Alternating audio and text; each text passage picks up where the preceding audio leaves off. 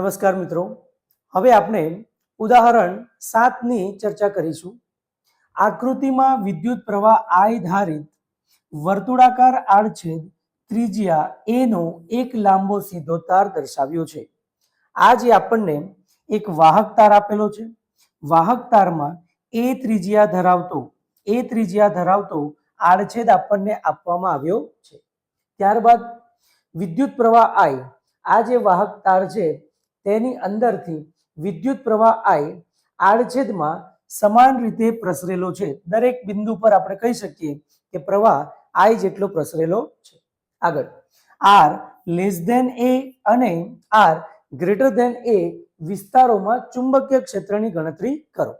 તો હવે જે છે આપણને બે અલગ અલગ બિંદુ આપ્યા છે. માની લઈએ કે આ કેન્દ્રથી R અંતરે એટલે કે આડછેદથી પણ અંદરના વિસ્તારમાં અને આડછેદથી પણ બહારના વિસ્તારમાં એટલે કે બે બિંદુ પર આપણે ચુંબકીય ક્ષેત્ર શોધવાનું છે. સૌથી પહેલા આપણે વાત કરીશું કે જ્યારે આ જે R છે બહારના બિંદુ માટે, તો બહારના બિંદુ પર ચુંબકીય ક્ષેત્ર. હવે જે છે શું કરવાનું છે કે વાહક તારની આસપાસ જે છે એક એમ્પિયરન લૂપ આપણે ઇમેજિન કરવાનું છે, અથવા તો આપણે ધારીશું કે આની બહાર જે છે R ત્રિજ્યા જેટલું એક એમ્પિયરન લૂપ આપણે દોરવામાં આવ્યું છે. બરાબર છે. હવે આપણે જાણીએ છીએ તેમ કોઈ પણ સીધા તારની આસપાસ કોઈ એમ્પિયરન લૂપ જો આપણે ધારવામાં આવે, તેમાંથી પસાર થતો પ્રવાહ જો I હોય તો તેના દ્વારા ચુંબકીય ક્ષેત્ર કેટલું ઉદ્ભવે છે? તો એમ્પિયર સર્કિટલના નિયમ પ્રમાણે, એમ્પિયર સર્કિટલના નિયમ મુજબ આપણાથી શું લખાય? B dot close integration B dot dl is equal to mu 0 IE. મતલબ કે આ જે ચુંબકીય ક્ષેત્ર છે એ બંધ ગાળાની અંદર પસાર થતા વિદ્યુત પ્રવાહ અને શૂન્યાવકાશના પરમિએબિલિટીના ગુણાકાર પ્રમાણે હોય છે. તો હવે જે છે આ લૂપની લંબાઈ કેટલી હશે? તો કે એ થશે 2πr જેટલી. બરાબર. હવે મ્યુ 0 પ્રવાહ કેટલો પસાર થાય છે આમાંથી? I જેટલો. ઓકે. તો હવે B નું મૂલ્ય એટલે કે ચુંબકીય ક્ષેત્રનું મૂલ્ય કેટલું મળે? મ્યુ 0 I ના છેદમાં 2πr જેટલું. બરાબર છે. તો આના પરથી આપણે કહી શકીએ કે ચુંબકીય ક્ષેત્ર B નું મૂલ્ય R ના વ્યસ્ત પ્રમાણમાં હોય છે. ઓકે. અચ્છા. હવે જે છે આ થઈ વાત બહારના બિંદુ માટે. ફરીથી કે બહારનું બિંદુ જે છે R અંતરે આપણને આપવામાં આવ્યું છે અથવા તો આપણે વિચારેલું છે. બરાબર છે. અચ્છા. તો એમ્પિયર સર્કિટલના નિયમ મુજબ આ જે વાહક તાર છે, સુરેખ તાર, એની આસપાસ આપણે એક એમ્પિયર લૂપ વિચારીએ જેની ત્રિજ્યા કેટલી છે? R. બરાબર છે. અચ્છા. તો close integration B dot dl બરાબર મ્યુ 0 IE. અચ્છા. તો આ dl એનું ઇન્ટિગ્રેશન કેટલું થશે?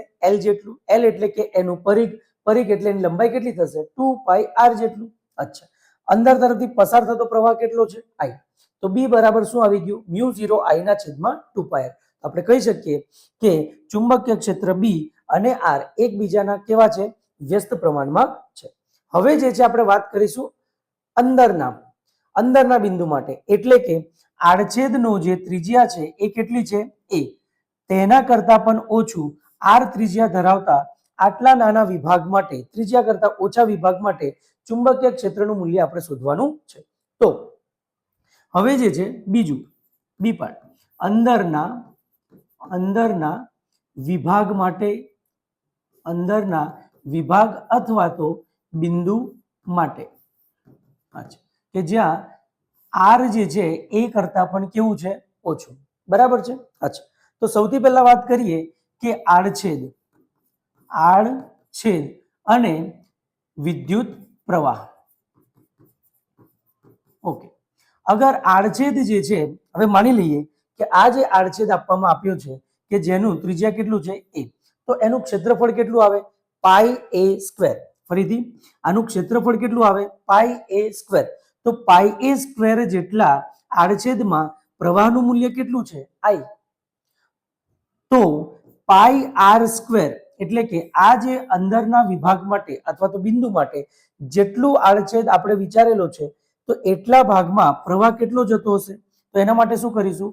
પાઈ આર સ્ક્વેર ગુણ્યા આઈ ના છેદમાં પાઈ એ સ્ક્વેર. તો આપણાથી લખાશે કે આડછેદ અગર પાઈ એ સ્ક્વેર જેટલું ક્ષેત્રફળ ધરાવે છે તો તેમાંથી વિદ્યુત પ્રવાહ કેટલો પસાર થાય છે? આઈ જેટલો. અને જ્યારે પાઈ આર સ્ક્વેર જેટલો આડછેદ હોય તો તેમાંથી પસાર થતો વિદ્યુત પ્રવાહ કેટલો? તો એ જાણવા માટે આપણે લખી શકીએ આઈ બરાબર પાઈ આર સ્ક્વેર ગુણ્યા આઈ ના છેદમાં પાઈ એ સ્ક્વેર. બરાબર છે? અચ્છા, તો હવે જે છે પાઈ પાઈ કેન્સલ કરીશું તો આઈ નું મૂલ્ય મળ્યું આપણને R square upon A square into I જેટલું. બરાબર છે? અચ્છા, હવે આ મૂલ્ય આઈ જે મળ્યું ફરીથી આપણે એમ્પિયર સર્કિટલના નિયમ પ્રમાણે એમાં મૂકી દઈશું. તો ફરીથી એમ્પિયર સર્કિટલના નિયમ મુજબ તો શું આવે? Close integration B dot DL is equal to mu 0 I. બરાબર છે? ફરીથી એ જે બંધગાળો રચવામાં આવે છે અથવા તો એમ્પિયર લૂપ આપણે વિચારવામાં આવે છે એનું ફરીથી મૂલ્ય કેટલું થશે? તો એ જે છે પરિઘ કેટલો આવશે? 2 પાઈ આર જેટલું. તો ફરીથી આપણાથી લખાય કે બી ડોટ ડીએલ તો બી ગુણ્યા એલ થશે. બી ગુણ્યા એલ એટલે બી ઇન્ટુ 2 પાઈ આર બરાબર મ્યુ 0 આઈ ના જગ્યા પર શું લખાય આપણાથી? આર સ્ક્વેર ના છેદમાં એ સ્ક્વેર ગુણ્યા પ્રવાહ આઈ નું મૂલ્ય. બરાબર છે? અચ્છા, 2 પાઈ આર ફરી નીચે જાય તો બી બરાબર mu 0 R square into I ના છેદમાં 2 pi R into A square. તો આર અને આ એક કેન્સલ થઈ જશે. અચ્છા, તો હવે આપણી પાસે મૂલ્ય શું રહી જાય છે? તો મ્યુ 0 આઈ અહીં આપણે લખી દઈશું આર ના છેદમાં 2 પાઈ એ સ્ક્વેર. તો અહીં આપણને શું ખબર પડે છે કે ચુંબકીય ક્ષેત્ર બી આર ના સમપ્રમાણમાં હોય છે. તો કહેવાનો મતલબ એ થાય કે જ્યારે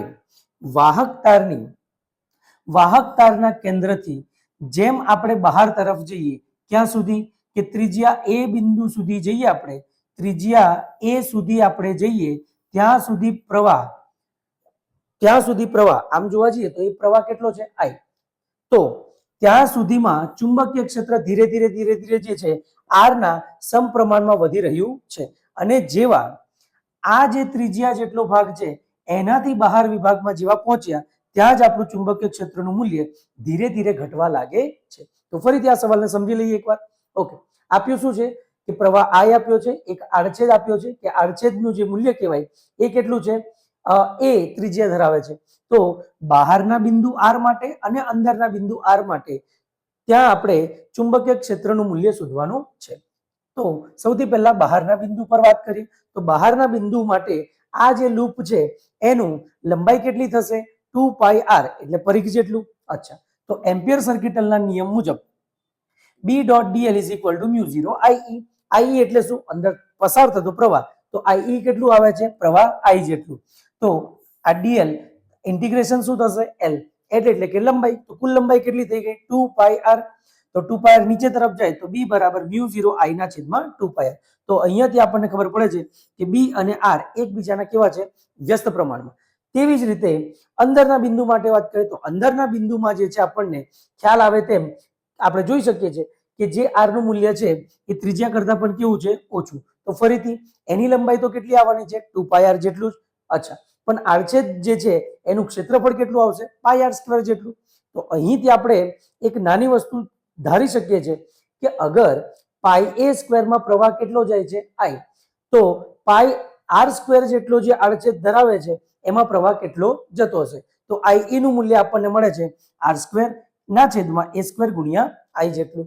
ફરીથી એમ્પિયર સર્કિટલનો નિયમ લગાવીએ. ડીએલ નું મૂલ્ય ફરીથી 2 પાઈ આર થઈ જશે. આઈ નું મૂલ્ય જે છે આર સ્ક્વેર ના છેદમાં એ સ્ક્વેર ગુણ્યા આઈ થાય. 2 પાઈ આર ને નીચે લાવીએ તો આર સ્ક્વેર નો એક આર નીચેનો એક આર કેન્સલ થઈ જશે.